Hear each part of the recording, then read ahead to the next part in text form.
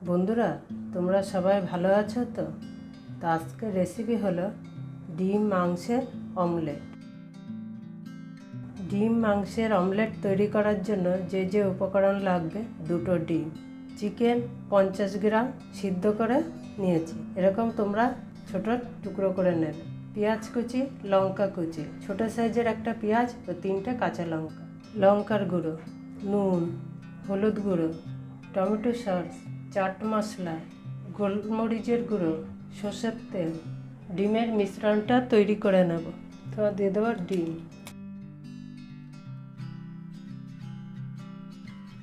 এর মধ্যে দিয়ে দেবো চিকেন কিমা,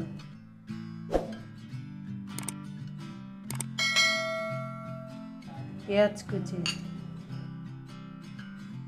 লঙ্কা,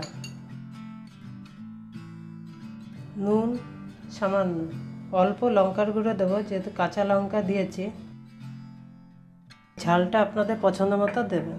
সামান্য হলুদ, গোলমরিচের গুঁড়ো সামান্য, চাট মশলা সামান্য। এবার ভালো করে মিশ্রণটা তৈরি করুন।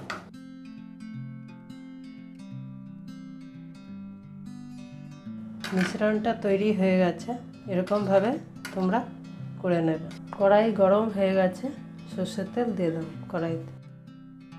তেল গরম হয়ে গেছে, এর মধ্যে এবার দিয়ে দেবো। এবার এটা খুন্তি দিয়ে আস্তে আস্তে করে ছড়িয়ে দেবো। আর মিডিয়াম আঁচে করবে, বেশি জোর দিয়ে করবে না, মিডিয়াম আঁচে করলে ভালো হবে। মাঝখানের এইটা আস্তে আস্তে করে চারিদিকে ছড়িয়ে দেবো। গ্যাসটা লো করে দিয়েছি, এবার মাঝখান দিয়ে টমেটোর সস দিয়ে দেবো। ডিমটা আস্তে করে এরকম ভাজ করে দেবো। আস্তে আস্তে ধরে ধরে করবে।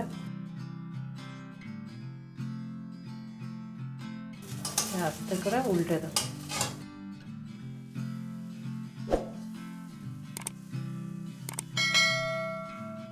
বন্ধুরা, একদম এটা লো করে নেবে যখন এইটা করবে।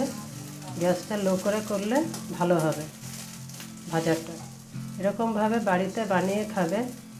ডিম মাংসের অমলেট তৈরি হয়ে গেছে পরিবেশনের জন্য।